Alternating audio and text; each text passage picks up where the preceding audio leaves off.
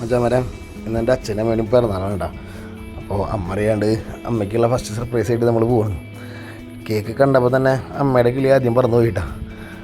അങ്ങനെ കേക്കും കൊണ്ട് അമ്മയുടെ അടുത്ത് വന്നപ്പോഴാണ് നമുക്ക് മനസ്സിലാവുന്നത് എൻ്റെ പെണ്ണ് മാത്രം കളിയിൽ ഒറ്റപ്പെട്ടു പോയി. കാരണം എന്താണെന്ന് വെച്ച് കഴിഞ്ഞാൽ ചുമരി കിടക്കുന്ന കലണ്ടർ തൊട്ട് ഞാനും അമ്മയും കേക്കൊക്കെ ഒരു കളറും അവൾ മാത്രം വേറെ കളറായിപ്പോയി. അങ്ങനെ പിന്നെ ആ കഥയെല്ലാം പറഞ്ഞ് സർപ്രൈസൊക്കെ നമ്മൾ അമ്മയ്ക്ക് കൊടുത്ത് അമ്മയുടെ ഒരു ഉമ്മയൊക്കെ മേടിച്ച് നമ്മളെ അമ്മയുടെ അനുഗ്രഹവും മേടിച്ച് നമ്മൾ യാത്ര തിരിച്ചു നമ്മുടെ ഡാഡിയുടെ അടുത്തേക്ക്. അങ്ങനെ ഡാഡിയുടെ അടുത്തേക്ക് വൈഫ് ഹൗസിലേക്ക് പോകുന്ന കാഴ്ചകളാണ് നിങ്ങൾ ഈ കണ്ടുകൊണ്ടിരിക്കണം.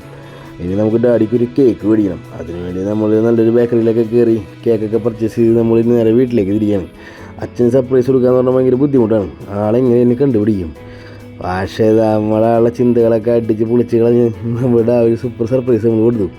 പക്ഷേ അത് നമുക്ക് ക്യാമറയിൽ നമുക്ക് സെറ്റ് ചെയ്തെടുക്കാൻ പറ്റിയില്ല. കടിക്കണം എന്നൊരു കേസ് ഞാൻ ലൈറ്റൊക്കെ കരുതി നമ്മൾ ഇരുട്ടാക്കിയ കാരണം തന്നെ നമുക്ക് ക്യാമറയിൽ സെറ്റ് ചെയ്യാൻ പറ്റിയ രീതിയിൽ നമ്മൾ കളറാക്കി. ഞാൻ പറയുകയാണെങ്കിൽ മച്ചൻ പറയാം, നമ്മുടെയൊക്കെ ലൈഫിൽ ഏറ്റവും ബെസ്റ്റ് മൂമെൻറ്റ്സ് എന്ന് തന്നെ പറയണത് നമ്മൾ അച്ഛനമ്മയൊക്കെ ചെയ്തു കൊടുക്കുന്ന ഓരോ കാര്യങ്ങളാണ് കേട്ടോ.